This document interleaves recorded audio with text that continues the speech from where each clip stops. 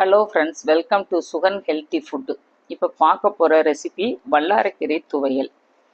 வல்லாரக்கீரை துவையல் செய்வதற்கு ஒரு கைப்பிடி வல்லாரக்கீரை எடுத்து அந்த காம்பு பகுதிகளெல்லாம் எடுத்துட்டு நல்லா சுத்தம் பண்ணி வச்சுக்கிடணும். வல்லாரக்கீரை ஒரு மூலிகை மருந்து, ஞாபக சக்தி அதிகரிக்க இது உதவுது.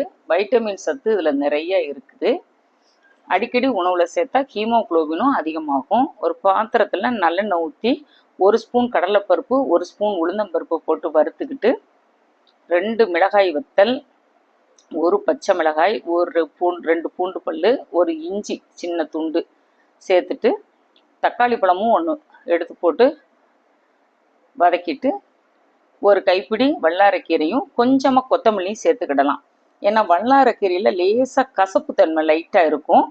இதில் புளி சேர்க்கக்கூடாது. மூலிகை மருந்து எது செய்யும் போதும் புளி சேர்க்கக்கூடாது. இது எல்லாத்தையும் மிக்சியில் போட்டு அரைக்கணும்.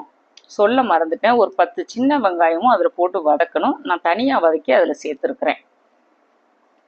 எல்லாத்தையும் மிக்சியில் போட்டு நல்லா துவையெல்லாம் அரைச்சி எடுத்து வச்சுக்கிடணும்.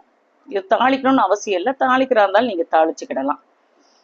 சுடு சாதத்தில் நல்லெண்ணெய் அல்லது நெய் ஏதாவது ஒன்று போட்டு சாதத்தை நல்லா பிசைஞ்சு குழந்தைகளுக்கும் பெரியவங்க வரைக்கும் அதை சாப்பிடலாம். செய்து பாருங்கள். சப்ஸ்கிரைப் பண்ணுங்கள்.